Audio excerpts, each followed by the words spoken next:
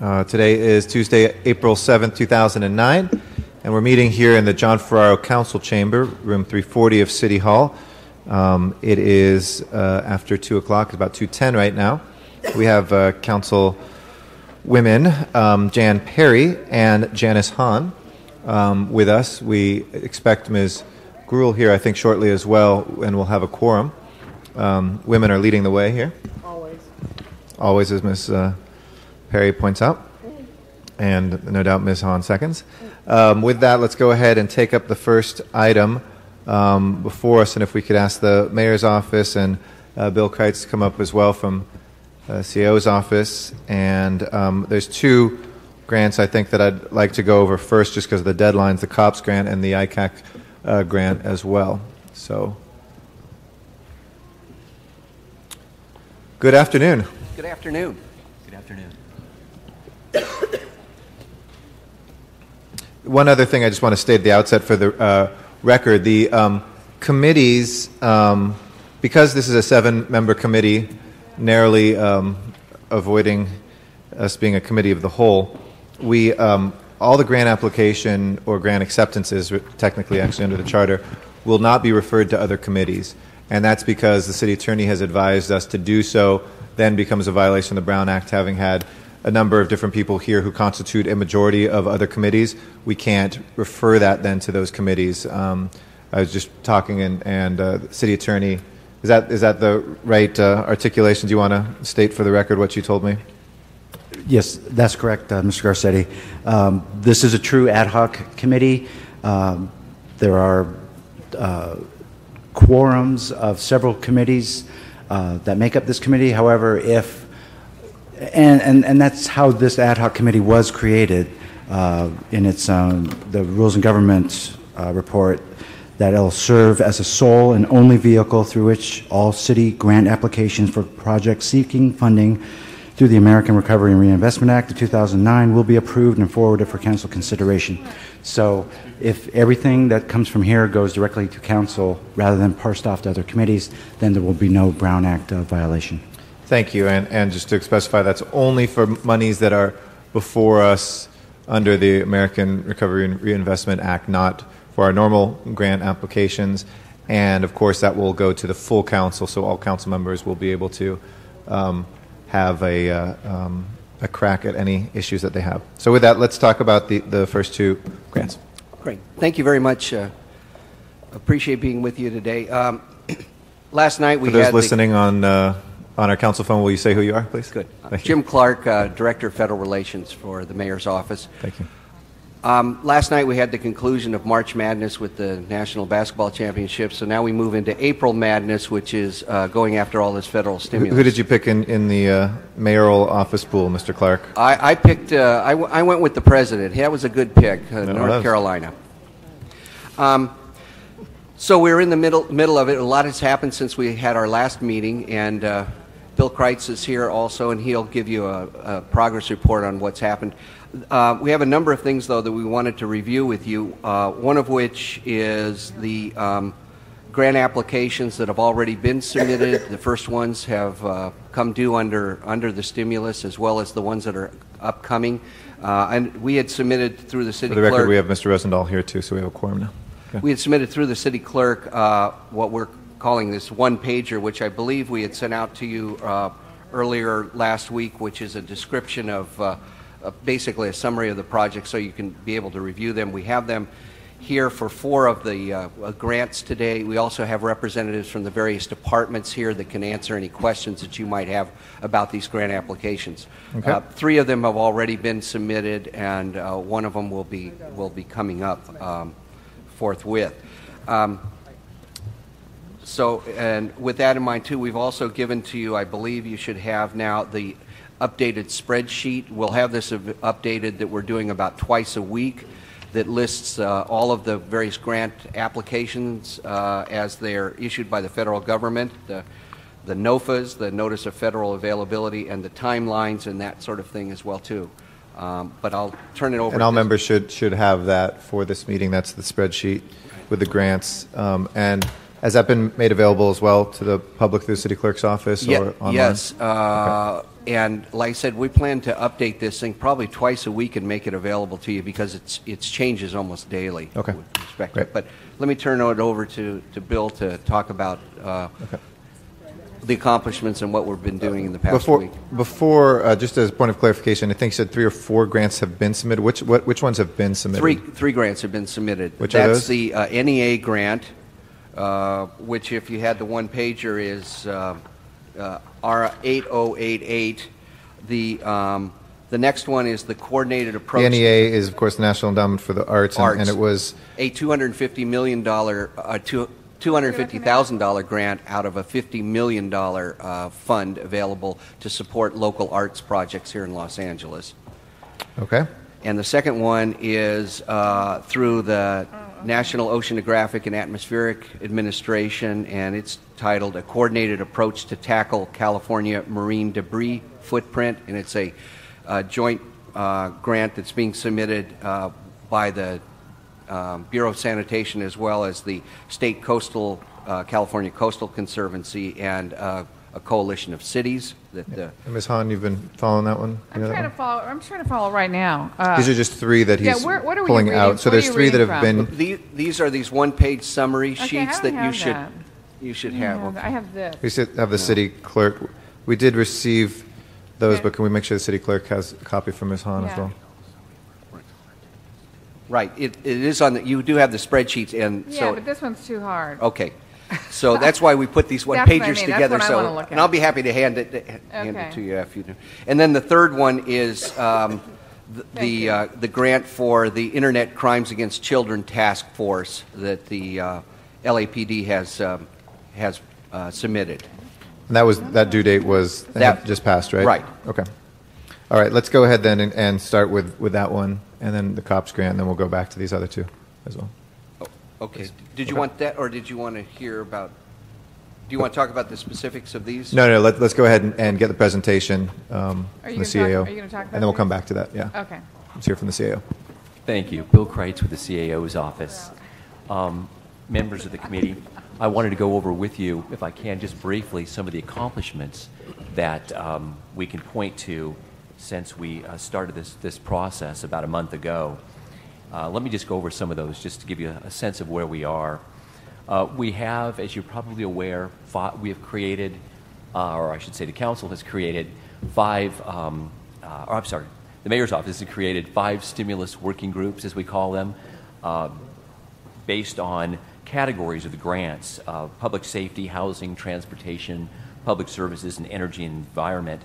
Those working groups meet approximately weekly, and they go over a number of items, but at present, they're working from and I'm not sure if you have this form in front of you, but it is an authorization form, a one-page form where each of the departments who is eligible as a lead agency for stimulus grants will submit their proposals for that working group to review. That working group is comprised of the mayor's office, the CAO's office, the chief legislative analyst, the departments, of course, and members of the city council. Those groups have been meeting now for probably about 2 to 3 weeks. And we addressed the issue, I know CLA is here as well, in terms of notifying all council offices of each one of those meetings. We are self-policing on any Brown Act issues, obviously, to make sure we don't ever constitute a quorum. We're not formally, doing an agenda there. That's what they come here for, is to make sure they have the light of day, the public input, people know what's happening. That's just a work group. It's not a decision-making group. It's a work group to get deadlines, to look in the city to see what projects are out there, to take our legislative agenda for the next 2 years and to see which projects fit into the federal categories. And for council members and council offices that have asked, why do we do these 5 work group areas, it's because, again, we said this last week, but just to reiterate for the public as well, they mirror the federal funding streams. If we do it from our committees up, the federal government doesn't really care. That the airport, for instance, has its own committee here in City Council. What they do care about is that energy grants that might be applicable to an airport and transportation grants that might be applicable for airport come from 2 different funding streams. So that's why we're doing it to mirror those federal Recovery and Reinvestment Act funding streams. So just want to state that for the record.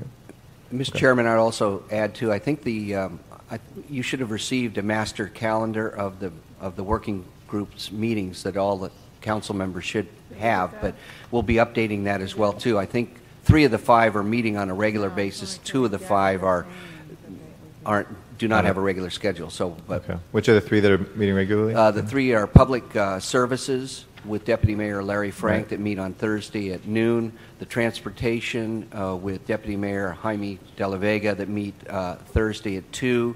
And the energy group with Deputy Mayor Ramel Pascual that meets Monday at noon.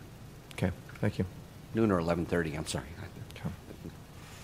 To continue, the CEO has a project management team that's been in place, and we're helping the mayor's office and the council to oversee this project, not only from the grant application process, but from the award, as well as the management and the reporting and then the closeout of all of these grants.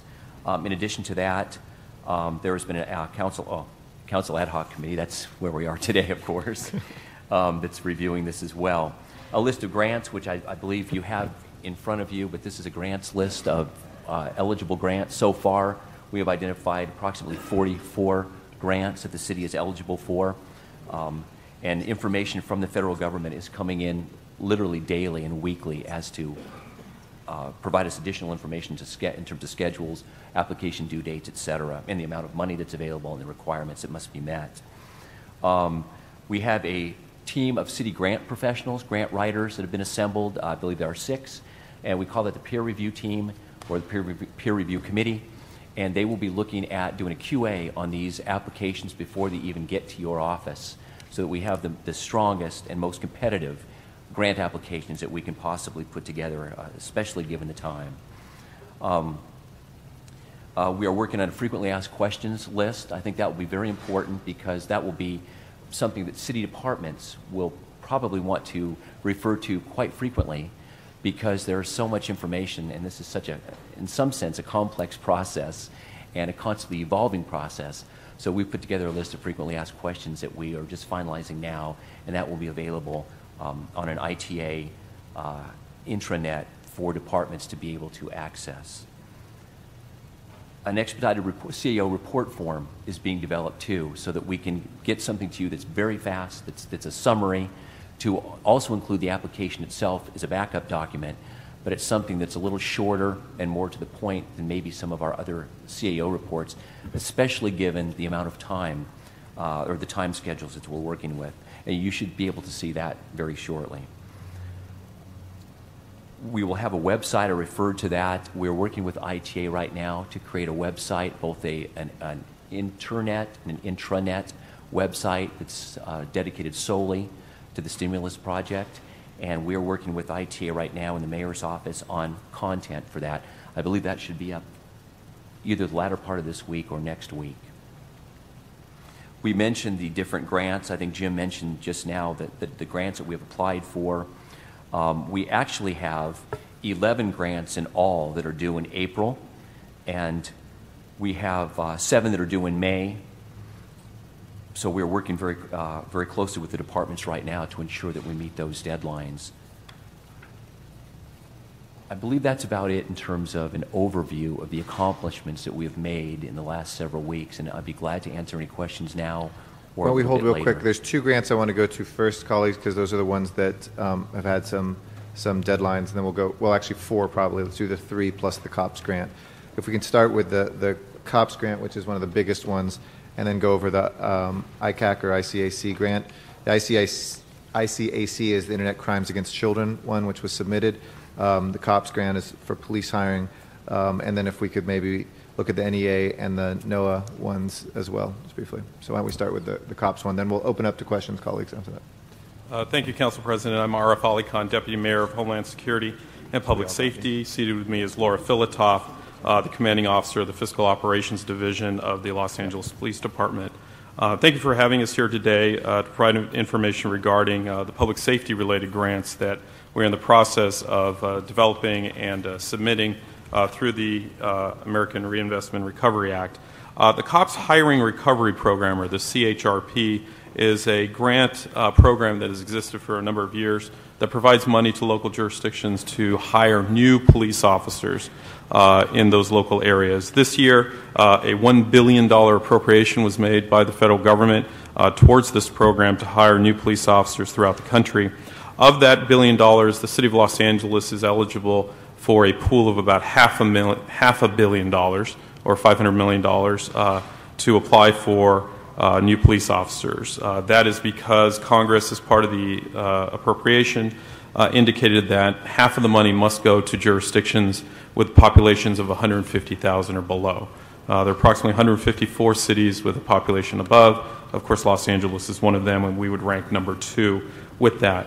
Unlike past COPS grants, there is no match required, and there is no cap on the salary that will be reimbursed for the new police officers. The grant also pays for salaries, fringe, and pension benefits for 36 months, and there is a requirement that once the level of police officers have been hired, that the City of Los Angeles must maintain that, what they call a maintenance of effort level, for 12 months after that. But after that 12 months? After that 12 months, okay. the city is free to go below that maintenance of effort level without any penalty. Okay.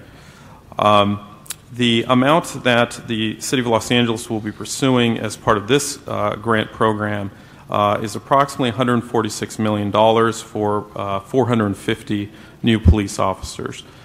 This would more than achieve the mayor and the city council's goal of hiring 1,000 new officers, but as we said before, it would be for a 3-year period in which all those costs would be paid for through the grant. Sorry, just as a point of clarification, the $146.6 million is out of the $500 million pool? That's correct. Competitive pool? That's so this is an important point, colleagues. I mean, were we to be that lucky, we would potentially celebrate, though it has some long-term effects if we're that lucky. But that represents more than a quarter of all of the dollars in the entire country for cop hiring of all the cities we're competing with. And the cities above 100,000, is that right? Or 150,000 population. Okay.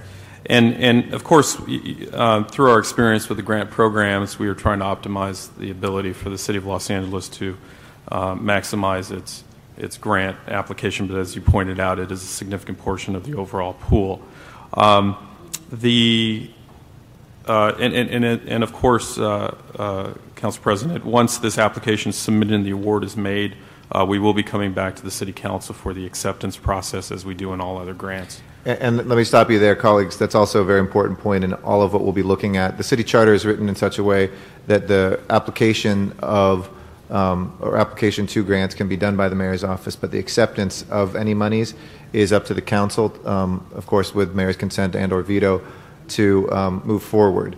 So should we receive a certain amount, and if we feel that that amount is too large or we want to negotiate the terms of that, that is something that the council retains jurisdiction over and can then move that forward. I've asked the mayor's office, even though it's not a legal requirement on some of these, to hold off the application before we could at least be informed, even though they're not required to wait for our assent before applying for these grants, and they've been willing to do that, and we appreciate that.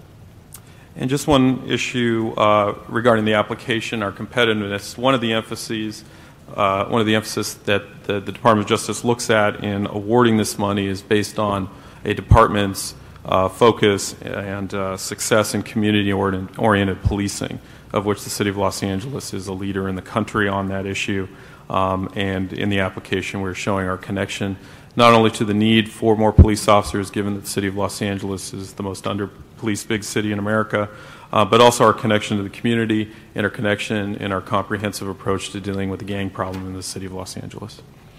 One correction on the COPS grant. I think it was just in the wrong field. The primarily affected council districts, I think, are listed as congressional districts, since we don't have districts 25 and 46 and stuff like that. So that probably needs to be moved. That's correct. That would be congressional districts. I don't think there's any ideas of expansion at this time. The voters think 15 is plenty last time we checked, I think. With that, okay, why don't we stay on? We'll come back to the questions on the public safety ones. Why don't you go over the ICAC grant as well? Certainly. Also in the stimulus bill, as it's referred to, is a formula grant that's being provided to all of the existing Internet crimes against children task forces, of which Los Angeles is a participant. This is a regional task force with various federal, local, state, and county agencies to address primarily child pornography and child exploitation on the internet. And this money is provided to fund personnel and also provide the technical training that's necessary to pursue these types of crimes, which are both federal and state crimes. This is a federal program. It is a national program. There are various task forces throughout the country. We have had one for some time, and in fact, in 2008, we're fairly successful in the efforts of these law enforcement officers and agents. In 2008, this task force made 113 arrests and complaints filed. In partnership with the federal government, 111 federal search warrants were filed and 297 subpoenas or court orders were obtained. And I can tell you, as a former federal prosecutor, filing 111 search warrants is a tremendous achievement. There were also 170 state local search warrants and 38 subpoenas or court orders obtained in those investigations. The formula provided the LA Icac task force $1.35 million, of which a significant portion will be going towards personnel.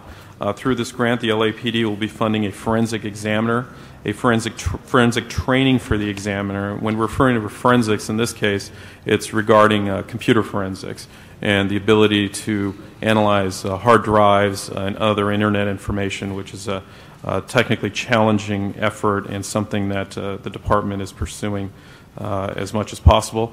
It would also fund 2 detective investigators for the LAPD and 1 detective from the Los Angeles County Sheriff's Department and 1 detective from the Anaheim Police Department, both of which are affiliated agencies as part of this task force. And are those existing personnel right now that would be moved over? Or are these new hires? I mean, is it the equivalent of a new hire? The existing task force has several people. This would be 3 more added to it. But would we move existing personnel over there? And yes. This would then pay for it? Okay. Yes. Just to be clear, I want to see if it's hiring more. Okay. Do we have questions on the 2 law enforcement applications? Yes, Ms. Perry first. Yeah, first I wanted to ask you about the, sorry, you got my note. Okay, no, it's okay. Maintenance of effort. Councilmember, if you could speak in the microphone, I'm having trouble hearing you. First I wanted to ask you I think it was the first one you briefed us on, COPS grant. COPS grant. Yeah, and obviously money to expand the force, and you're starting with a figure of $10,000, and I wanted to know what the strategy is for the maintenance of effort. I think you said that if we are fortunate enough, if we get this money, it would hold us for several years, 3 years, and then after that, we have to figure out how to maintain that effort. So I want to know what the thinking is on that, because it's sort of, obviously it's a leap of faith that in 3 years we might be in a position, we may or may not be in a position to maintain that effort, and I want to know what your thinking is on behalf of the mayor's office with respect to a maintenance of effort strategy, and what's plan B in the event that we cannot maintain.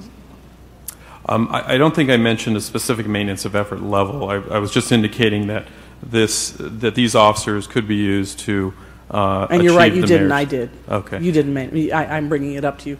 Sure. I've been here a long time, and I've seen the council. I wasn't on the council, but during the Clinton administration, when there was an opportunity to get grant money, and they could not devise a strategy to be able to maintain that effort, to be able to service it, to keep the police officers at the level. And so I just wanted to know, so I don't want to see history repeat itself. Certainly. I think you bring up an important issue that's not only true for the COPS grant, but is for any grant that the city accepts, which is the sustainability of whatever is funded through the grant, whether it's personnel or even equipment, where the cost to maintain a particular piece of equipment or replace it are always an issue.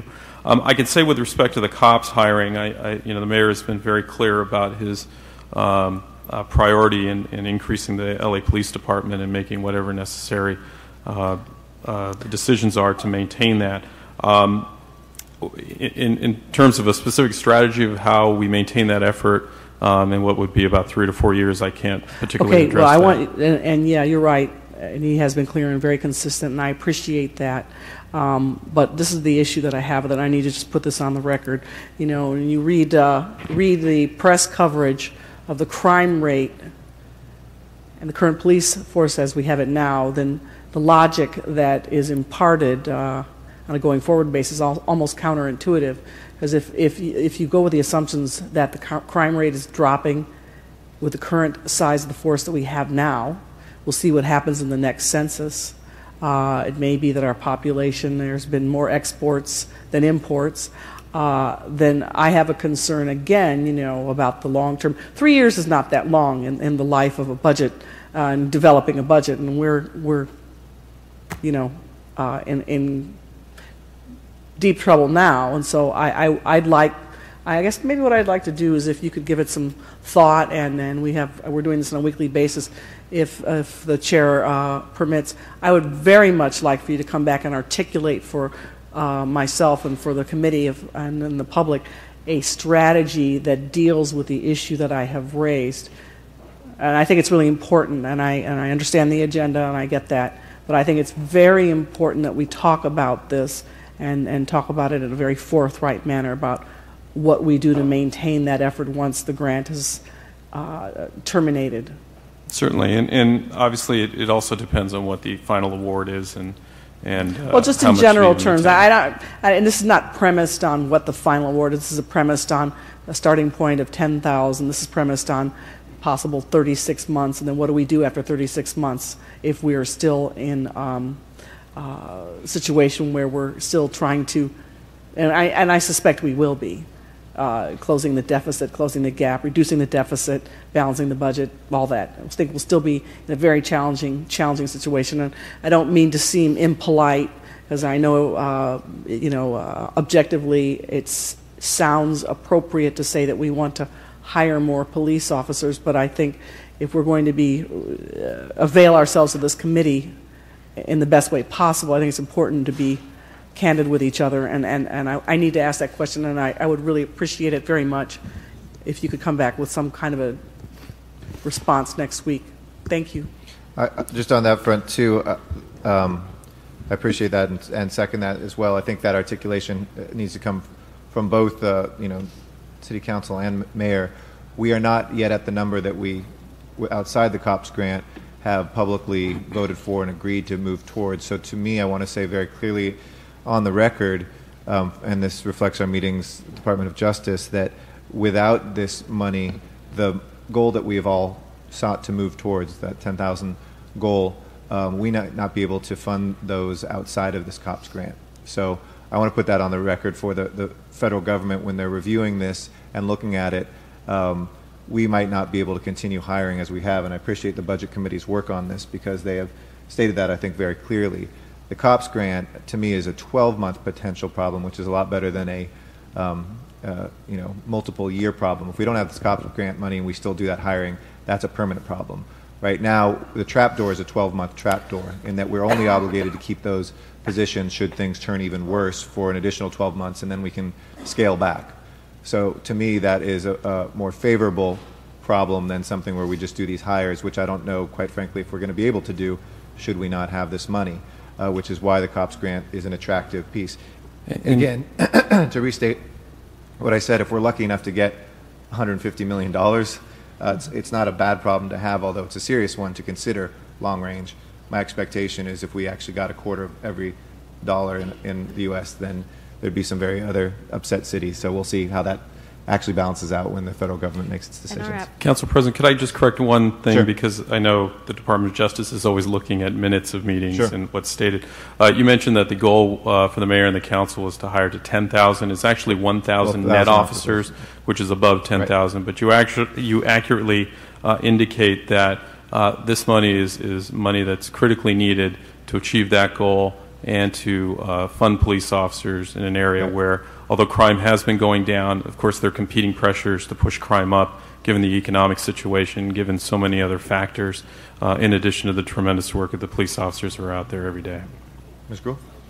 I think the other point is whenever money comes in, I mean, we anticipate accepting all of it, but there is after you've been awarded an agreement and discussion on that part. So I think we should go for as much money as we possibly can to be able to reach and meet our needs and our goals, to be able, at least from a policy standpoint, if we agree with the principles of where we're going to be able to do that and never look back and say why didn't we apply for it. And so I think it's very, very important to do that.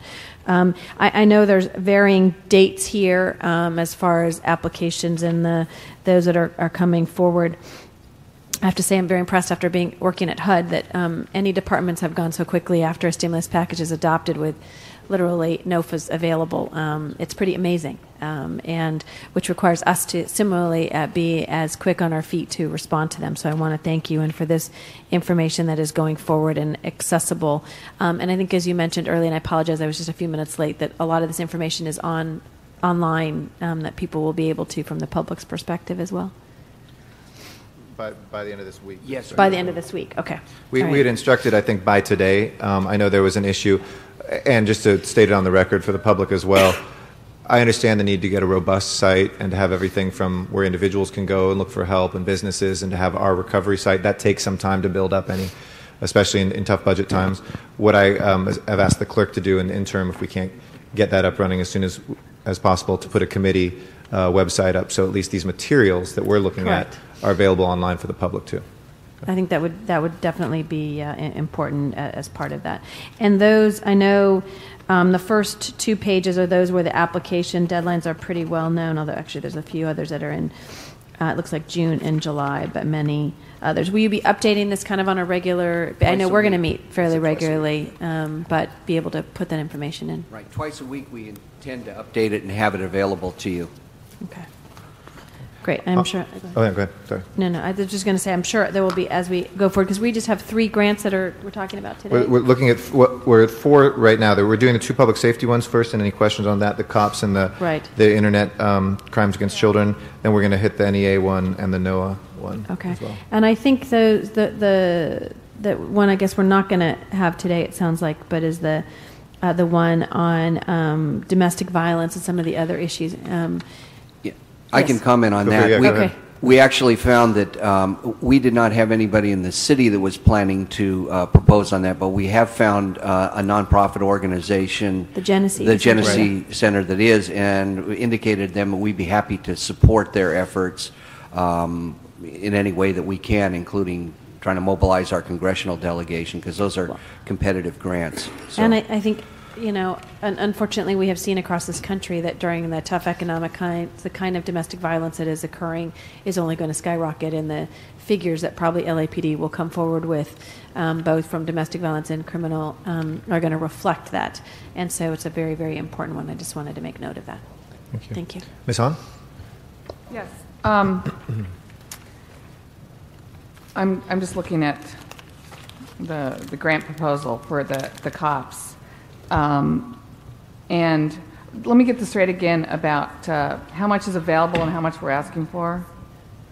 Certainly. There's $1 billion that was in the appropriation, but the City of Los Angeles is only eligible to compete for the pool of half a billion, so $500 million. Right. Of that, we are seeking 450 officers, which is approximately $146 million over the 3 years. And why are we asking for that amount as opposed to we're taking into consideration our past experience and what we apply for in the COPS grants, other factors in terms of our competitiveness with other jurisdictions, the needs of the city and the needs of the department. I mean, I have to admit it's more of an art than a science, but there was a lot of discussion internally about what would be the optimal amount to apply for. Now, is this money just appropriate for hiring of LAPD officers? And is it specify that as opposed to port police officers, airport officers? Is this let's just have a moment. Just asking. Because those would be sustainable. There may be a possibility that it is eligible for other types of police officers. I mean, I think that's pretty key because, I mean, I love my LAPD officers, but we have more law enforcement going on and more crime prevention going on than just within LAPD. And I think it's something to look at in terms of sustainability. Because I think you've got proprietary departments that probably have a revenue stream that probably would be able to support those officers. And, ultimately, my goal is to have more airport police officers so that some of our LAPD officers can come back into the streets. So, I just think that would be something to look at. And if so, that might be worth applying for more money, or it might be worth, looking at a different appropriation of what we're applying for and where it goes. I think you can really make the case for, crime prevention in the harbor area, which affects naturally the whole cargo goods movement industry, certainly out at the airport. You do mention tourism in your description. I just think if it's legal, if it's appropriate, I would like to see you not just focus on LAPD. I also... And Councilmember, we'll find out the eligibility rules and get back to you. Right. I think that has... I think it has broader appeal, I would think, even in terms of winning this grant. I think not everybody can compete on that level. Other cities don't come close to competing with us in those two entities. And it certainly impacts not just Los Angeles, and it impacts the entire region. The other thing is this all the space you have to, make your case? Or yes, there's a word limit. That's a word limit to the application. Because the main thesis here is hiring more police officers to increase community policing capacity and crime prevention efforts. And while I think you tried to make the case, I don't really get the connection between just hiring more police officers and how that necessarily translates to crime prevention, community policing, intervening with gangs. You're even talking about creating more jobs, expanding educational opportunities. When I read it, I don't really see the jump. And I know, because I've worked really hard in this area of connecting police and community. The Watts Gang Task Force is a good example, but it's just not necessarily you hire more police and it translates to community-based policing or gang intervention. And wondering if also this is strictly for, men in uniform type hiring for law enforcement, or can it be, intervention workers? That now, thanks to the mayor's office and thanks to Jeff Carr and thanks to our gang reduction zones, we actually do have a connection between law enforcement and gang intervention. So didn't know if maybe... The money is only eligible for full-time sworn officers. Okay. It can't be used even for civilian police employees. It's only for full-time sworn officers. And with respect to the connection, we can certainly re-examine this and make sure that connection is strong, especially since that is the emphasis of the Department of Justice, to make sure that the police officers... You talked about it, but you didn't really say how hiring 450 more officers would accomplish that. I just think if we're trying to be competitive, you might work on that a little bit more. The other thing I would say is, and I didn't get this, so I don't know if the other members of this committee got these actual applications until today. But today. I think we would like to see these before we show up in committee. These, like I said, that's being worked They were out. done last night. We did give them to the clerk's office, but apparently they didn't get distributed to you before. But you should have had them beforehand. Right. And that's our intent, is that you will have these. We want to work with you. So you're prepared when you... Yeah, it makes us nervous to see how you, kind of miswrote the council districts as opposed to congressional districts. This particular application hasn't gone through the final review. We were submitting that it would in be time something for the we would council. obviously pick up if you would give it to that. We want to work with you. Also, this is not what will be submitted as the grant. This is just a one-pager for your ability to be able to review things. So this isn't what goes into the grant application. The grant application is actually on a special website that has its particular fields. You basically take this, though, and... Hopefully some of the information, yes. Yeah. Okay. Yeah, in the future, I would like to see these before, and I would also think at the top you would put the deadline very clear, so we don't have to take the spreadsheet and take this and try to match it up. Let's try to make this If we Deadline could is just instruct, indicated. why don't you do this when you're giving it to the clerk as well, give it to my office as well as chair, and we'll work together to make sure everybody has this. Yeah. But I'd like back, obviously this deadline is the 14th for this one, so I'd Yeah. like to get the information back on whether this applies to airport police and port Okay. police. Okay. Mr. Rosendahl. I want to thank, first of all, my colleagues for their thoroughness in this question. And I really like this committee because it's another check and balance and another input, another opportunity for all of us as a city to collaborate. So I think it's a very healthy strategy and a very healthy process. And just back to the facts on this big grant. It's 450 officers. That's what we're applying for, yes. Why do we want 450? How did we get that number? And where are we with our 10,000 cops at this point? Well, at the end of this fiscal year, we should be at 9965, I believe, roughly, at the end of this fiscal year, depending on how the attrition numbers pan out. We selected 450 based on talking to a consultant who's very familiar with the COPS program, taking into consideration other factors, for example, the fact that there's no match required, there's no cap, the number of other cities that may be applying for. Sure. So we took into consideration a variety of factors. As I mentioned before, it's more of an art than a science. We really don't know. I understand that, and I think that's great. And look, the more the merrier money we go from the feds, the happier I am. But it's a bigger question. Big question is the mayor's vision has always been 10,000 cops. People like me have said, I want at least 12,000. Bratton says he needs 12,500 to really get it together. This 450 is basically over the 10,000. Yes, it's actually the mayor's vision and the council's policy that was adopted was 1,000 net officers. So that would be actually 10,181, Okay. which represents 1,000 net officers since 2005, if I remember correctly. Well, that's all good with me. But the bottom line is, from a policy standpoint, are we going to discuss that we're really not saying 10,000? Just by submitting this opportunity for a grant, we're basically upping the numbers, right?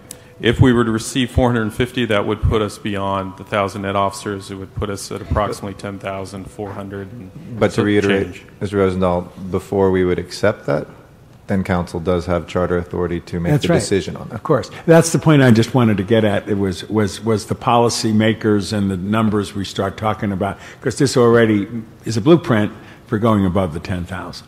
Yes. Okay. It would definitely be over 10,000, but also the mayor's goal has always been to be over 10,000. Okay. It So should the be mayor 10. needs to articulate what his goal is. Council has to interact. I personally, like I said, I want 12,000. My west side keeps getting hit. But you are indirectly making a policy decision by going over the 10,000. No, No. not necessarily. Okay. The goal is 10,181. Okay. This money could be used to reach that goal depending on what the award is. Yeah. Could it be over 10,181? Certainly, if the award was beyond that. Okay. I mean, I would like it to be more, just so you know where I'm coming from, but that's just a personal opinion here. Second question is tying on to Ms. Hahn's comment, which is, I thought, rather brilliant about the airport. You know, we have 22 LAPD officers there. I think they've whittled it down to less than that now, and the dollar figure is less than what it used to be before. I know that's moving in the right direction. But a lot of officers go there for overtime and stuff like that. That overtime eats at the, what I call the kernel seed of our whole police budget. You know what I mean? I don't like that overtime, and I don't consider it acceptable. When you look at the opportunity to have more officers over at the airport that aren't LAPD doesn't have that overtime anymore. Is that part of the consideration when we're thinking of the overall budget? Well, if I understand correctly, the overtime that LAPD officers serve at the airport where they're at the podiums is overtime that's reimbursed by LAWA. It's not taken from the general fund overtime budget. In addition, the airport has been on a very aggressive hiring process, and as those officers graduate from the academy and are hitting the field, they are replacing the LAPD officers who are working on an overtime basis. So that's a calculation that the airport has used for its budget to reduce their costs. And I'm not completely familiar with what those numbers are. Yeah. If we get these additional officers, they would, of course, go into the pool of officers that the chief and the department would determine how those deployment numbers would work out. Mm-hmm. But obviously, the more officers we have, the more ability we have to police the city even better. Sure. Okay. The last question on that is just structurally and organizationally. Say we're fortunate to get these officers, which I would certainly be thrilled about. The bigger questions, which what do you do after year 3, and what do you do in the year, how we get the budget to work. The other issue for me is right now I'm told we have 115 able-bodied officers sitting in civilian desk jobs. And a civilian is 70 cents on the dollar that they would cost to do it. Those officers should be in the field. They shouldn't be sitting at desk jobs. Would this in any way impact how we do in our personnel department, civilian hire and cop hire? I don't know if it would have a direct impact. I can tell you that during the process of developing this bill in Congress, the city took a very aggressive position to see if some of the money could actually be used for civilian hiring. Yeah. That was added to the Senate version of the bill, but during the conference committee it was not taken. If that were the case, the potential would have been there to hire civilian officers and then have those officers deployed back out in the field. We are pursuing that in further authorization appropriations of the COPS bill. I don't, to answer your question directly, though, I do not know if hiring these additional officers would necessarily impact that, because those are critical positions that are needed to be done.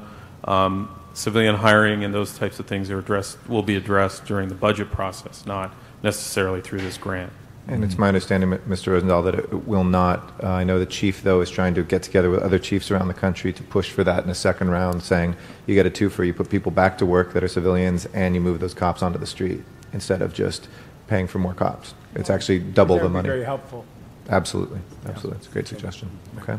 All right. Well, if you can please report back to Ms. Hahn about the port and airport stuff as you move the application forward as well. I think that's going to be critical as well. And also what Ms. Perry articulated as well on the costs. And add one thing to that. As you report, I think I'm on. Am I on? Yep. Okay. And as you know, the previous questions that I put on the record, I'd like for you to give me a response, and also a breakdown in terms of the mayor's office perspective on cost per officer. I'm a little confused because I know that we adopted a figure of 10,000 officers as a deliberative body, and you're referring to a number 10,181. And yes, the number that, from my understanding, was adopted was 1,000 net officers. That number was taken from 2005, and 1,000 net officers would be 10,181.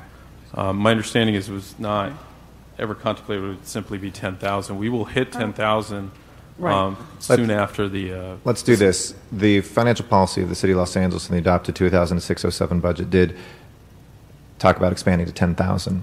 Okay. But because we're going to be looking at minutes and the application stuff here, we're not formally adopting going beyond, but we are applying to go beyond that. That is we're correct. Applying to go beyond that. And that's a statement of fact, not a statement of policy intent. So, it's clear what's in the budget. let me just finish my point that I wanted to get a breakdown of cost per officer in terms of projections. Yeah.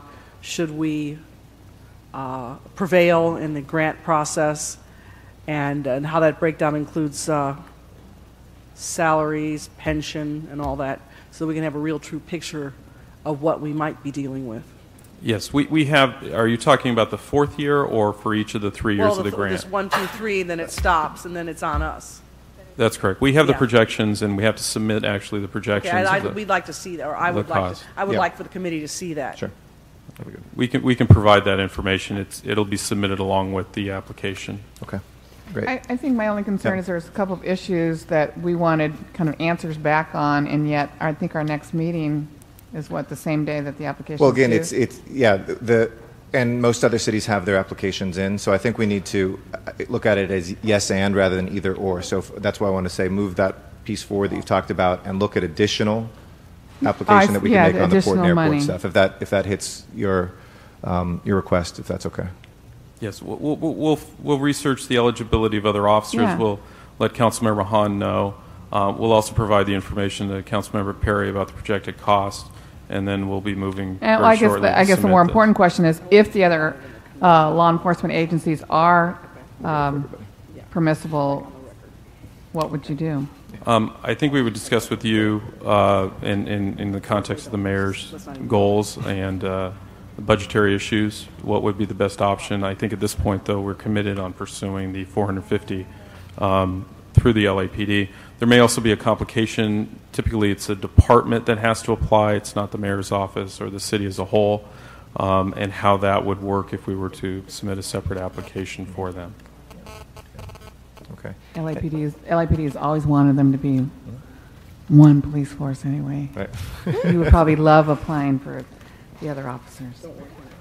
Any other questions on the public safety ones? Not. Let's ask Cultural Affairs. Thank you to come forward as well. Thank you. Let's discuss the NEA grant. Thank you.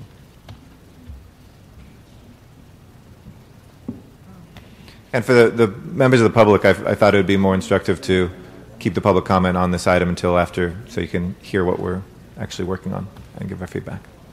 If anybody wants to go ahead of time, let me know if you have time constraints.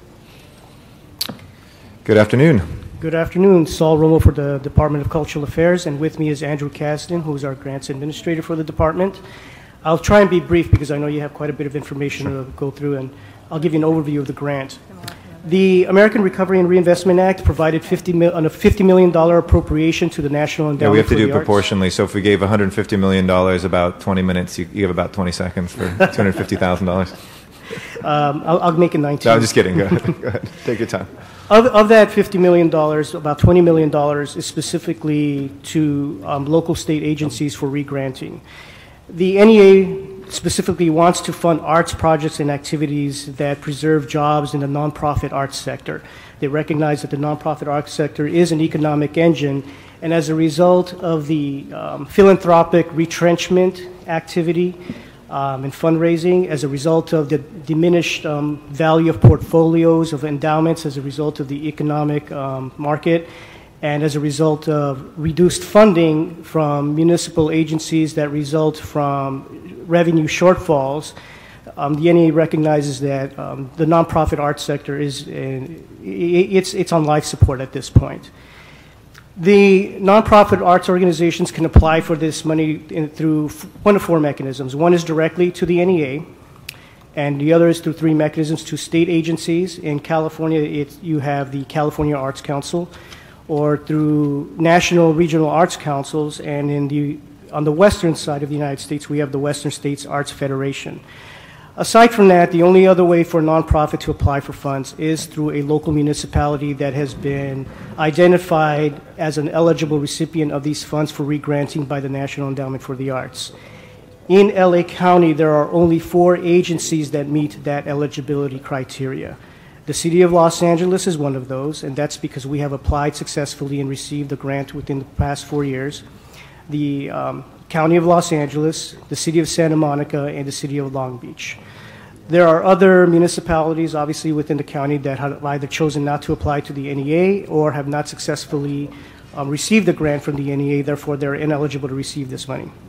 Point being is we're one of the few vehicles that these arts organizations can apply for the money. The maximum amount that the city can apply for is $250,000. We are applying for that maximum amount. Of that amount, $212,000 will be made available to small and mid-sized nonprofit organizations for regranting. We will retain a modest amount for administrative costs that are allowable under the grant. The grant guidelines were released on March 2nd. The deadline to apply for the grants was on April 2nd, and we will be reporting to the council accordingly with a separate report to this body with more specific information about the grant process and the grant details. I think one point that I want to highlight is we're working cooperatively with the county, with the City of Long Beach and Santa Monica, not to pool our money together, but in order to be more efficient, we're going to have a joint application process, a joint funding, a joint notification process, a joint peer review panel. The idea being is we want to maximize the amount of resources. Since an agency can only apply to one of these municipalities, we don't want to, we want to evaluate these organizations and identify who would best be the best funding source. I think it puts city nonprofit organizations in a very, very good position in that they can apply directly to the NEA, and then if unsuccessful, for instance, LA County has 70% of the agencies that they fund are City of Los Angeles agencies. So city agencies are in a very good position to try and receive some of these funds. The The NEA anticipates that the grant process will begin July 1st, so we expect a very quick turnaround from the NEA on notifications. Once that notification is made, we are working out the details at this moment with the other agencies to implement our notification processes and our sump granting process. I think that constitutes the bulk of the information I want to provide to you, and I'll entertain some questions if you'd like. So this was a competitive grant, colleagues, that Cultural Affairs Department applied for without notifying the council because of the quick turnaround. And we appreciate that you were on top of things, but it does underscore the importance of making sure that we have both that we have both council and mayor's office being informed about stuff, because we can help leverage that. So you're the guinea pig at the beginning. Congratulations on getting it out there. Little hand slap for not letting the council know. And for other departments that are listening, the second offender will be treated much more poorly, but the first one we are here to make everybody else look good in the application process. Yes, it's a very graceful way of thinking about it.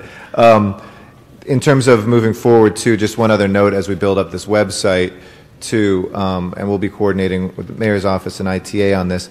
But I think for those who sign up, it would be a good thing to push out these sorts of things, because here's an example of either individuals or artist organizations that can apply. So, as much as we can have kind of weekly news for folks who sign up for it, I think it would be great where we have, update on federal and state news that's happening, an update on what the city did this week, an update on what sort of individual help is out there, because, some of these programs will come down to the community level where people can apply for jobs, can apply for home energy grants, et cetera. And then the last section could be maybe something on what groups out there can apply for directly. And this is a good example of that. So we'll help leverage that and get that word out there. Even though it's not a huge chunk and we don't have it yet, it's a good example of what we could leverage out there. Any questions about the NEA grant? Yes, Mr. Rosendahl. It's $250,000? Correct. Could you have gotten for more? Was there how large of a grant? The actual grant amount that any agency can apply was up from $100,000 to $250,000. So that was the maximum that we were allowed to apply for. I see. And how does that work with LA County, Long Beach, and Santa Monica? Explain that again. Each one of the respective agencies can apply for $250,000. $250,000. So theoretically, if all agencies are successful, you can see a pool of $1 million that is eligible to LA County nonprofit organizations. Yeah, I'm just curious why the big city of LA is 250, Santa Monica is 250. It may be Long Beach. I mean, it may be theoretically that LA City gets 250, and perhaps City of Santa Monica gets $90,000 awarded to them. We're not on the NEA doesn't operate on a formula base.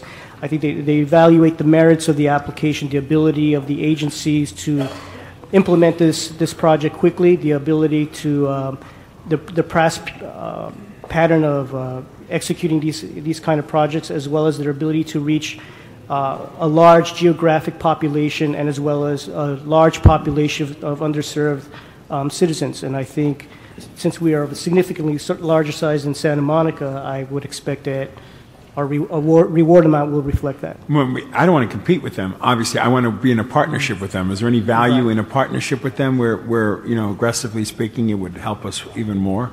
Well, I think the value in the partnership is that there may be some agencies, for instance, that the city may not be able to fund, but that Santa Monica or the county may be willing to fund. Yeah. And sitting down at the table collectively and evaluating the applications, it allows us to... Yeah. No, I really encourage us to do that, because Santa Monica is in the heart of my district. It's a small town in my district. Right. We're completely embraced that whole town. So the more the cooperation, coordination, and the play together, the happier, obviously. And we certainly have organizations in Venice and Mar Vista that certainly straddle the borders of both cities. Right. Great. Thank you. Thank you very much. And one last note on that, and I'm sure the mayor's office is well aware of this, but a good friend of Los Angeles and an Angelino is the White House liaison to the National Endowment. For the Humanities. Oh, it's NEH. Sorry. If we're applying for any NEH grants, Jeremy Bernard is a good contact at the White House now. But they're, NEH, NEA, they're kind of... I'm writing that name down. I'm sure he knows the NEA person. All right, let's go over the last one, the NOAA grant. Ken? Thank you. Thank you very much.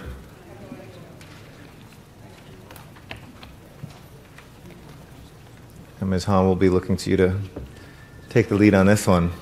Really? Marine debris. But we're all learning together. So yeah, I know we're learning. All right. Noah. Please. Hi. Wing Tam with Bureau of Sanitation. And this particular grant is came out of the NOAA of $830 million. Sorry, let me stop you just real quick. So, do you know what page this is on of the matrix, Mr. Clark, by any chance? Yes, it's the second item on the matrix. NOAA, coastal, and marine. Gotcha, habitat. under the energy work group. Gotcha, okay, thank you. Sorry, go ahead. No problem. Out of this NOAA $830 million, the California Coastal Conservancy, through their Ocean Protection Council, is applying for $9 million to basically reduce and track the California's marine debris footprint. And basically, we're partnering with the state Coastal Conservancy as part of their project to reduce the amount of debris that gets out in the ocean. This particular application for us is applying $1.9 million as part of over a project of $9 million. And our plan is to install screens and inserts in the LA River watershed and the Mashalo Lake watershed to reduce the amount of debris that gets out in the ocean. And this will actually satisfy some of the trash TMDLs that we have for the Mashalo Lake watershed. And that's It's an important summary. TMDL, yep. And so that's why Rec and Parks is the lead agency because of the, or is that correct on the matrix? Or it should be Bureau of Sanitation? Sanitation. Sanitation. Okay, so we'll make that correction. And I don't know if I have an older one, but I have Rec and Parks as the lead applicant. Okay. I think you have an older Okay, spread. gotcha. Ms. Han, any questions on? No. Okay. Yeah. Our Energy and Environment Chair. Ms. If we are fortunate enough, again, to prevail in this process, would this also create funding for positions? Basically, what this does is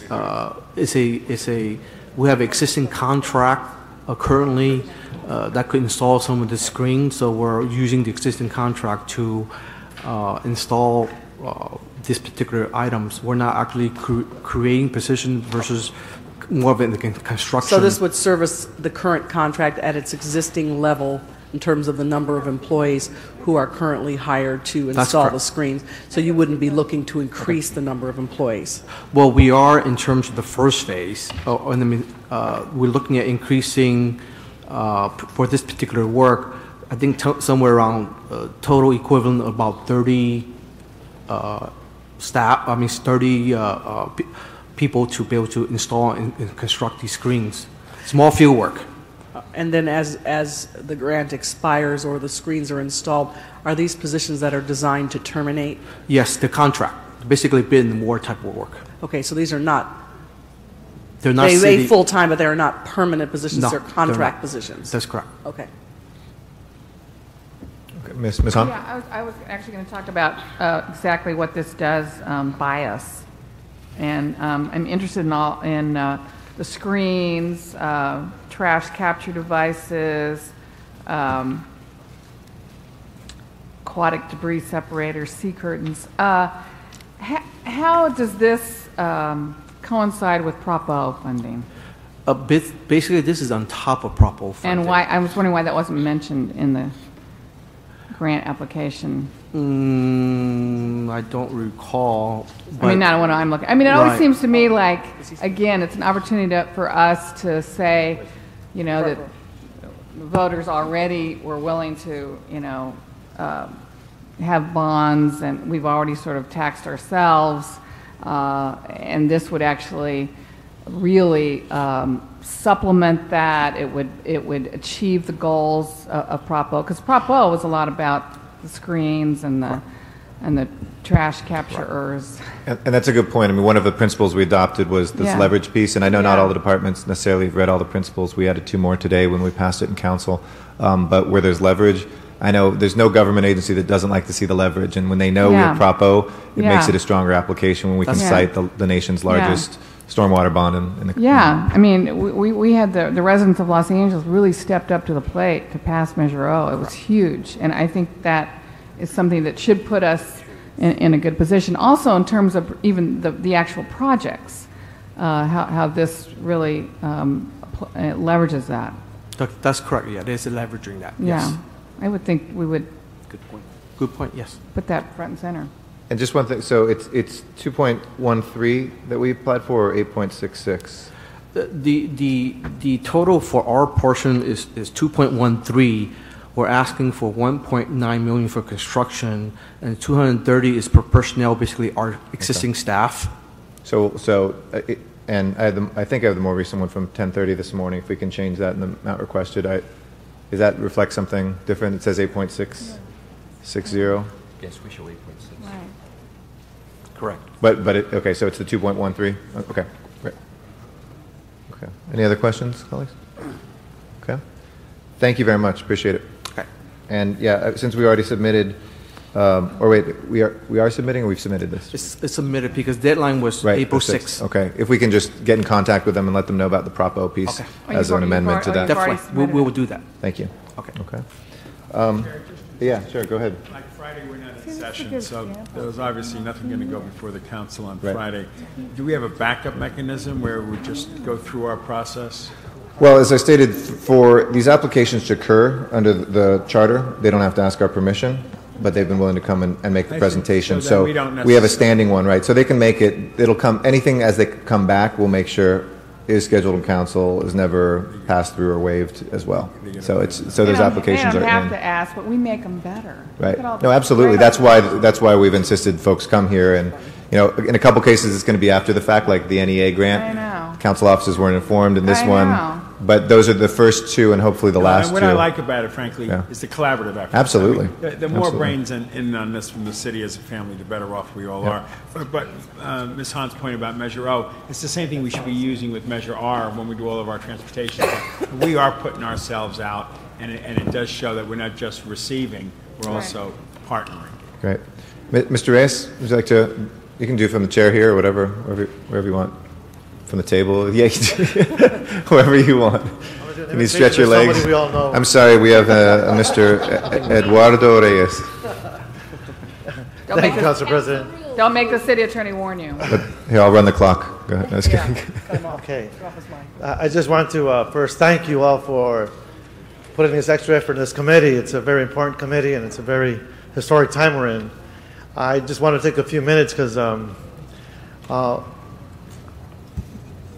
when you look at what's being promoted by our president, the creation of jobs, when you look at what the waterways have to offer in terms of their rejuvenation, looking at the river as a spine, there's a whole series of opportunities and layers of opportunities that I want to make sure we put on the table. Working with the mayor's office, working with the CLA, our trips together to D.C., as a board member of the National League of Cities, we are trying to stimulate an environment where we can actually produce these jobs in a very real way. When you look at the WPA in the 30s and 40s and how they stimulated jobs during that Depression era, we have the same opportunity here, except here we can look at the river as multiple benefits in one location. When I look at the Alley River Keepers, we're already creating jobs as we speak today. We have young people working, they're going to school, they're learning about environmentalism, ecology, and these are urban city kids that, quite frankly, as we all know, our dropout rate is at 50%. So we're hitting the education level, we're hitting the job creation level, we're talking about our water quality, improving our watershed, as well as giving the city a whole new facelift. And I have a copy of this coming to you right now. The New York Times wrote an article about what's going to bring the cities of this great country back to life. And they cited 3 or 4 cities. The one they cited here in Los Angeles, the 2 elements they spoke to is bringing back the river, understanding what Homestead tried to do back at the turn of the centuries, and how we can mimic that same approach in creating these open spaces, creating this water treatment facilities, as well as creating these jobs. So I want to put this in front of the committee. I would love to have been in the committee, but I understand the restraints and constraints that the council president has. But I do want to be there to support you if you need to do land use changes, zoning changes, if we need to expedite those types of legal and land use issues, I'm there as chair of Plum to support you in any way I can. But I want to make sure this is put on the record. I'm hoping that those representing Washington that are here today, if they are, that they hear what we're trying to do here in Los Angeles. I'll be going back to D.C. At the end of the month, and I'm working with the National League of Cities to create that type of awareness in other cities, and actually establishing these models, we can implement the strategy of creating jobs. So I just wanted to take a few moments to share that with the committee, put that on record, and let you know that with my last 4 years here, I'm hoping to actually find a way to break that channel, put the shovel in the dirt, and actually create these jobs. And I thank you for all your support, and thank you for the time, Council President. Absolutely. And thank you very much, Mr. Reyes, for being such a champion of that. There has been an instruction from the Rules and Government Committee, wherever there's a possibility of river-related grants, and I think we should say it each and every time. We adopted some principles last week, which then in Council we adopted today, and those were the principles for which projects should have priority as we do in our internal thinking. And one of them was for city-adopted policy goals, and one of the examples last week we used was the river as one of those policy goals. So continue to oil the wheel, or to be squeaky and not be oiled. I don't know what the metaphor is, but it is critical for us. I wish they had written things more specifically for some of our waterways, but there is some clean water stuff that already I think has been identified, and if we can get Bureau of Sanitation, still listening as well, to make sure you coordinate closely with Mr. Reyes' office as our chair of the River Committee on those ahead of time, so we don't run into the problem we just did with Ms. Hahn down in the harbor. That will help strengthen our applications ahead of time, so we appreciate you very much on that. Let's take public comment on number one as well. Didi Audit is our first speaker, and then Soledad Garcia will follow. Thank you for having this session. On Friday, I attended a stimulus meeting that was put on by the Liberty Hill organization. And today here, I'm looking at some of the documentation you're using. I don't see anything for water. This city is facing a huge water problem, and it's not going to reflect favorably on anyone unless we put ourselves into a problem-solving mode. So on Friday, Assembly Member Manuel Perez was there. He is chair of the Stimulus Committee at the California Assembly. And I brought this up to him. Why don't we put some of this stimulus money into research to help us solve these problems? For instance, I'm sure that intakes and outlets can be designed that won't harm the fish. Right now, we're in competition with fish for water. We need water to survive too.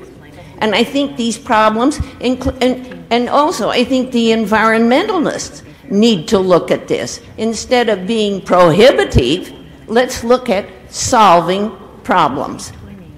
So if you could get your legislative analysts to get together with Manny Perez, maybe we can put something together and we're all going to look good. Thank you. Thank you. Thank you very much, Didi. A couple of things. We did discuss one water grant even today here, and there's another one in number 26 in this that is about Rivers Trails Conservation Assistance Program that has some river stuff. I think there are 2 or 3 other water-related grants that we've already been talking about, so we'll make sure you have that information. But a number of the federal programs, we don't write the legislation, but we respond to it from the federal level, but a number of things have to do with water, rivers, water supply, and water quality. So we'll make sure you know about those, okay? Maybe there's a few bucks there we could... Absolutely. We want all of them, more than a few. Soledad Garcia. Thank you. Thank you, gentlemen, for being here. And I'm just delighted to have these people, and I was wondering as I was listening if something like this couldn't be made available to the community at large so that they can be hearing what is being provided, what is being said. We are a large community, and then we're also a little small community. All of these good things sometimes get lost because, for example, today we knew within 24 hours that you were going to be here, and more people would have been here. I believe that the object is to keep the community and the public informed. At least this is what as I believe it should be. And we can't very well do that in a small little group where 24 hours. The pass-out papers that were there, I just got one just a minute ago. You were talking, and I was thinking, gee, why don't we know what is being addressed? That would help if you're going to, perhaps in the future, as you go into the community, I hope, that you have these available for everyone to follow with. Thank you. Thank you, Soledad. Besides the committee meetings, which of course are not only agendized but have the early notification system, and don't feel alone. So we're getting some of those papers last minute too, but we're going to make that a smoother process. We're going to have the website up. We're going to try to push emails out to people who want to sign up, and per Mr. Rosendal's suggestion, we're going to try to get next week's meeting on Channel 35 as well, so folks who are watching on TV will know and can follow this as well. So thank you for those suggestions. We appreciate it. Diane Rosen is our next speaker. After that is Steve Twining. Sure. Good afternoon. I'm Diane Rosen, Chair of the Planning and Land Use of the Encino Neighborhood Council, and I want to agree with Soledad that the neighborhood councils do need to be informed.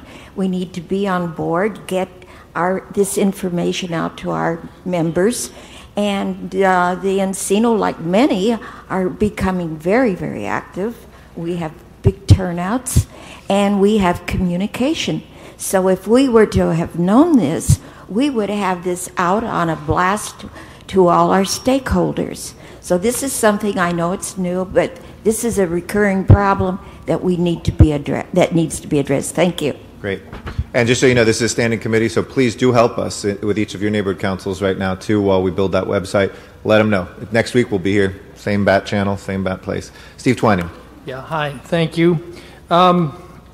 I'm very concerned about the ability of our new controller and the ability of the state controller over how these funds are going to be expended. It seems to me one thing that's left out is the possibility of desalinization in terms of water, perhaps using solar energy or solar thermal or any other form of green energy to help provide desalinization. I think it's a critical solution. Israel seems to do it very well. I just got this document, so I'm not able to comment very much. I'm pleased that we're going for more police, but I'd like to agree with Bill. We need 12,500, and with the police chief, not just 10,000 or 10,181. The mayor last night, we were all Billy, as the mayor calls him, was with us at on the west side.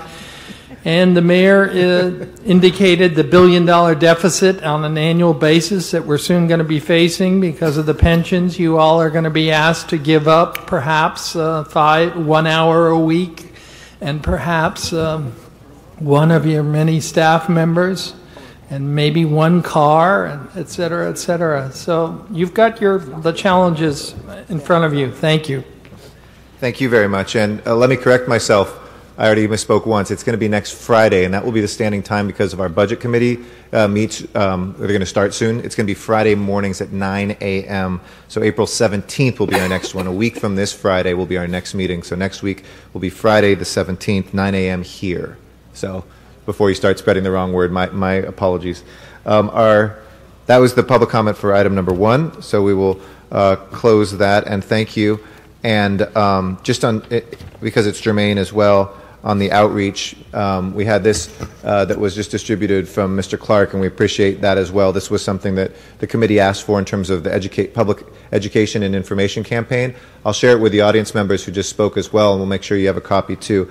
But there is a very extensive list here of not only the city website, council newsletters, public service announcements we're going to be looking at on Channel 35 as well, neighborhood council outreach was enumerated in here, so it wasn't just because you were here today. They're already thinking in the same way as are we. A utility bill insert is the kind of thing that we might look at as well if there's things like some of the weatherization programs, community newspaper articles, radio and TV interviews will get out there, and certainly I know a number of us have been talking about that. Nonprofit outreach, religious organizations, business, and then state and county stuff. So we will do that, obviously mindful of expenses, but we will make sure that we have as robust an outreach as possible to all of our stakeholders, and we appreciate that, Mr. Clark, very much. Let's take up item number 2, please. Item number 2 is the status of WIB-related ARRA grant applications. And if we can have a presentation on that. Mr. Science is here from the Community Development Department. Just like the good old days, huh? Welcome to committee. And Deputy Mayor Larry Frank as well. And absolutely, and Greg, you got all the A-team.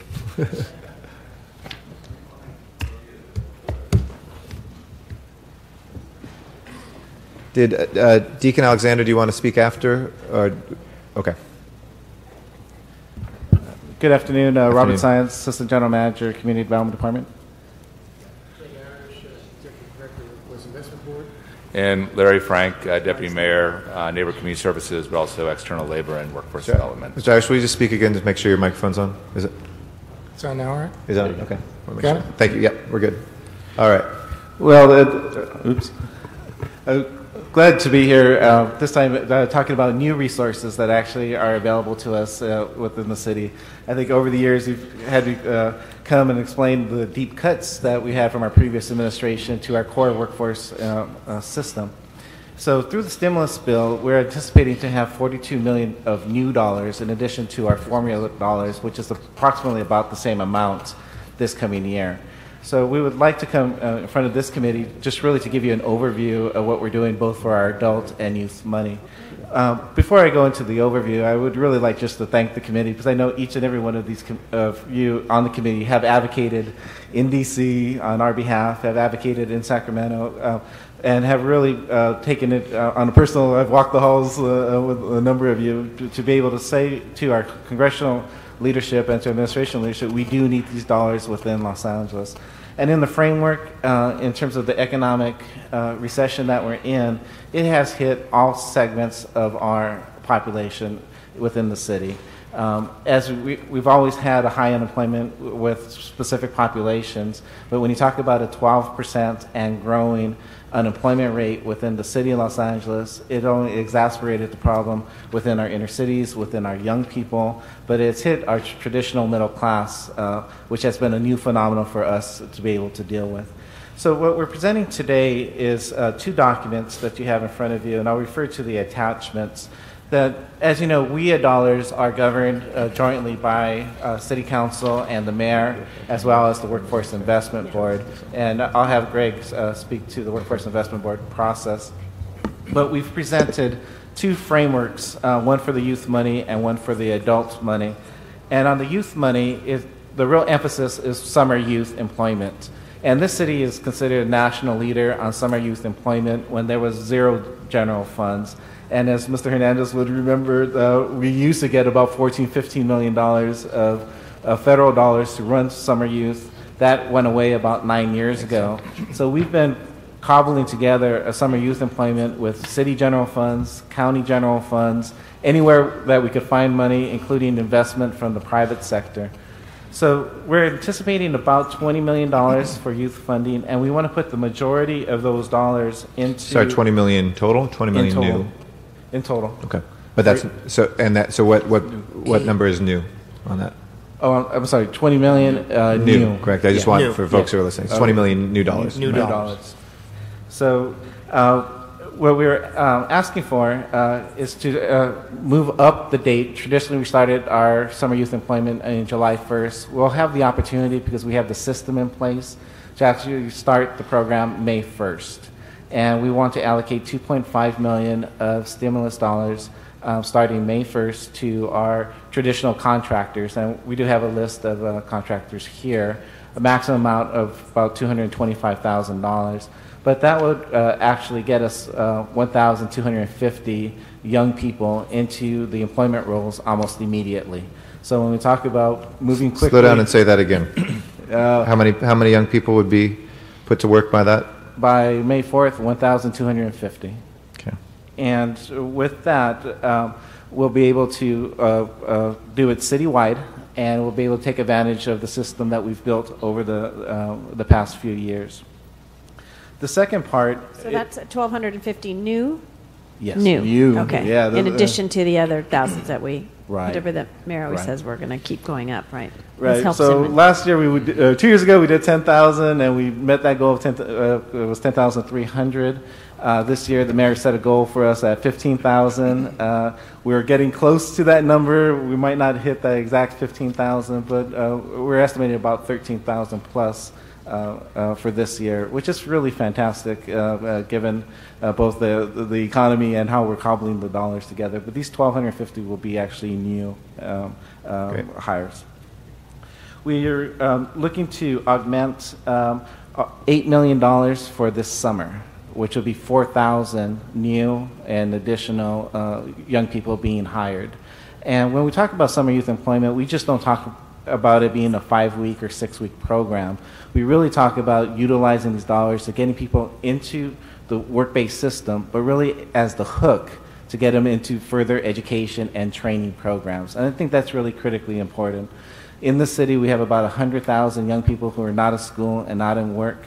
And this actually gets them the incentive to come in on a subsidized basis. But it's our real job, and we have real success, not just completing the program, but getting them re-enrolled back in high schools, alternative schools, community colleges, or into full-time sector training programs, and then into a full-time position. And that's our real success. In addition to the... Just your time check. We have 6 minutes to wrap up committee, so... Okay, so I'll be quick. So Punch the rest points. of the rest of the dollars, we are actually taking this through the annual plan process, which is a combination of going through the WIB committees, the WIB board, and the various city council committees that provide us the jurisdiction. So we'll be able to talk about the other stimulus dollars plus our regular allocation. There is 3 grants that we will be applying for in the future, and we will come back. And Larry wanted to share some thoughts on that, and that's on healthcare, on green workforce, and national discretionary, which we're looking for transportation. That's the emergency piece? Or? Right, and the emergency piece. The emergency is a fourth, or is national... Or is that the same as national discretionary? It'll be the national discretionary. We're saying one of the areas that we have a real emergency in terms of the industry changing has been in the trucking and logistics area. Got it. Okay. Hilda Solis has, I think, $200 million in her national discretionary grant. Great. Okay. And just quickly on the adult piece, we have $22 million. The vast majority of the dollars we're proposing to allocate will be to sector training initiatives to support services, increase... So this movement we started here in Los Angeles is growing, you know? Exactly. Good thing. And this is a continuation of many of the policies that were started about 5 years ago, really. Yep. One of the newer pieces is going deeper for a 21 to 24-year-old population, which right now has unemployment rates probably close to 50 to 60%. Yep. And we think we could go very, very deep in this particular population with the additional allocation. So looking at that, it's too early to... We've got some time on those last 3. Is that what are the deadlines roughly? We don't have deadlines yet. The Teagle just came out, and we have I think April 15th. We're going to get some guidance on what the actual deadline is going to be for the grant applications. And those are... It's $500 million for healthcare, $750 for green workforce. Yep. I know we have in council tomorrow, obviously, the big tomorrow. green retrofit initiative that we've been working on, which is exciting. I mean, we couldn't be better positioned in some ways to be a model city for this and to have the timelines work together. And the emergency, the $200 million. If you could, as you look through those in a future week, then come back and tell us, you know, what we think we could apply for on those and coordinate, you know, with council offices who might have some ideas and some some additions to any sort of applications we put in. We'd love to do that, and we have a public services working group, and Sarah Dussault is in that conversation, and we will make sure we bring in all voices to that conversation. All right. Questions? Yes. So just so I'm clear, because there's a lot of numbers that are coming at us. Today we're approving the 2.5. Is that correct, or not? You're informing us of this. I don't know if it's an approval Right. that we have heard to from do. I believe from the city clerk that you would approve it next Friday Okay. when you get the council. But the idea is this is the 2.5 in the youth program that starts May 1st for the Yes. 1,250 young people. And then you're going to come back kind of and give us an update as you go forward on the adult and worker retention or retraining programs. And that'll that'll be go going through forward. the annual plan. It'll too. go Which through will the be- annual plan. So we'll present the annual plan with our regular allocations as well as the 40 million remaining from the stimulus. Okay. And when does the annual plan come forward to us? We're releasing it from our office April 15th, and Okay. it will go to the WIB boards. But we're starting the conversation with the WIB boards and council offices now. Any other questions? Thank you. And just the last one, and you sorry, go will, I don't know, are there requirements, and this is always very difficult to, and I remember when I was on the other side of the fence on this, on the federal government, that you, as far as job creation or job placement, I guess is more, are there, in these youth programs, are there certain requirements they've given to you as well, other than jobs for that period of time? Are there benchmarking? Yeah, the money was given to us under the existing Workforce Investment Act, so all the performance standards in terms of placement, retention, and wage attainment still apply. Thank you. Thank you. We have one speaker card from Deacon. Could I make one little Oh, sure, yeah, of comment? course. So for those people that are looking at their calendars, we're hoping on May the 4th to hopefully get about 1,000 young people lined up on Spring Street steps, and we're hoping that we could all take a picture together. We think we'll be the first stimulus dollars used for summer jobs, because a lot of the youth will be Track C students that are out of school at that point all the way through September, and then out of school, out of work. So Great. we're hoping to Because of have our a little good weather, our summer comes. a little moment of celebration amidst the dark clouds. So they that are know around us. that because our weather is so good, they could do summer jobs here year round. Right? That's right. That's There we have As long it. as we inform them. Yeah. Okay. Deacon Alexander. Yes, Welcome. thank you very much. I noticed that City Council has allocated $325 million for items on the matrix here. Is that correct? We're applying for. We haven't been allocated. You're applying for that. Yeah.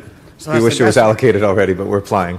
I said, gee, I wonder what the allocation means. So you're applying for that. Right, Okay. But you got a fraction of that already. Already in our discussions today, I've heard at least $650 million discussed. My running count for today, and I'll hold your time, don't worry, is that we're up to 170 million right now. It's strange, because yeah. I was adding all the numbers as Well, because we're not going to get 100% of what's put out Okay. there for the whole country. So we're But- talking about a lot of money. Yeah. Before I came over here, my barber said, I want you to speak up for the little guy. And I said, okay, I'm going to do that. And I noticed on your agenda that you had some principles that you were applying to all these proposals, et cetera. And I think accountability and transparency were the two ones that just jumped out at me. And I asked myself, what does that really mean in terms of what the city is doing with its money? And it occurred to me that those banks that ripped us off should not be benefiting from the fact that we have a funding stream coming in. And I'm asking myself, where are we depositing those funds? And so my recommendation is we ought to make sure that we don't deposit those funds in any of those subprime lending banks. And I'm making that recommendation now. I know you'll hear this from somebody else sooner or later. I just wanted to get in early. Thank you. And Mr. Alarcon, myself, and some others, I think, seconded as well, introduced a motion about a month ago, not just on these grant monies, but all of our money in the city right now, to look at whether we want to take that out of any banks that are not moving forward with the community reinvestment dollars, and that were the folks in the past that caused the problem that we're in as well. So we actually have a motion, and I know we're going to be hearing that shortly. So Well, I got some details on how you make sure it happens. yes, we got the letter. Thank you. We got Okay. that. We appreciate that very Sure. much. Thank you. Appreciate your presence here, Deacon. Okay, with that, we will go ahead and then there's no action. Oh, yeah, Before sorry, we do- Mr. Rosendahl. yeah, while they were there, I wanted to ask them, the 1,000 jobs that we're talking about. Why don't we ask them to come back? Mr. Sines and Deputy Mayor Frank. We're just and curious Mr. Irish. because we all care about our kids in every district and every situation. Is there some kind of a formula we're looking at how those 1,000 summer jobs are broken up in the 15 councilmatic districts? Yes, sir. We use a formula of poverty, youth poverty, to do it citywide. For this spring, in terms of the allocation, it pretty much follows the youth poverty, except on the west side, we actually are doing a little bit more than we have in the past. UCLA is stepping up and asking to do more than they had capacity to do before. So I think youth and poverty has been our driving force. In terms of percentages, we're very close in this allocation. Is it possible, I see the regents at UCLA and I see 443,000. Could we get a breakdown by the districts of the number of kids involved? Oh, sure. Yes. Just so we can get a sense of that. Obviously, my Mar Vista area and Mar Vista Gardens areas, Delray, Venice, Oakwood, these areas are very much troubled in the spring and summer. Right. Okay. All right. Thank you. Thank you, Mr. Rosendahl. We'll take. We will not take action on that because that'll be before the council, which is the appropriate time, I think, under the clerk, right? We're supposed to move it forward? Cecilia, is that correct? We're not. No action here today. So thank you for that information. We'll move it at the appropriate time forward. Thank you. And Chris Rowe is our only speaker for general public comments. Come on down. Nice to see you. And it's Chris Rowe. I want you to know there were 4 meetings today, basically starting at 9:45 this morning. And I got a cancellation notice last Friday for the E&E committee, and then yesterday it went on as a special meeting. So I'm sorry I wasn't here this morning for that and for City Council. Then I ran over for the DWP meeting briefly to get on their public comment. I want to throw at you real quickly, in comment to your meetings today on the budget. If we're funding new officers, can we ask for grants to fund weapons? Because of the budget shortfall of the city, the neighborhood councils have actually been asked to fund things. For example, West Hills Neighborhood Council funded $5,000 for tack lights, for shotguns, for the new Topanga station. So when you're asking for officers, you might want to be asking for money for weapons. The second thing is when you're talking about NEA and cultural, and I don't know how the money works, a new issue to me is the preservation of the Southwest Museum. And I don't know if any of that money could be allocated to permanently preserving that. And it's an issue that I'm actually going to be addressing with a bunch of archaeologists and anthropologists at a conference next week in Santa Barbara. But I'm looking into why that permanent collection, I want to make sure it stays intact and it is preserved correctly. And if we could get appropriate funding, I know right now Autry's supposed to be controlling it, but if we could get some money to help with that, that would be great. The river grants, you had somebody here that's the head of your watershed program, and I may mispronounce the name, but Dr. Kargani, and I don't see him here anymore, but I happened to be at a conference with him about a week or so ago about the TMDL metals for the river. And so I was just going to say we should be looking at money again as for the rivers and the cleanup of the aquifer system. Thank you. Great. Thank you very much. All right. With that, we will next be meeting a week from Friday, 9 a.m. here, Council Chambers. Until then, this meeting of the Ad Hoc Committee on Economic Recovery and Reinvestment is adjourned. Thank you.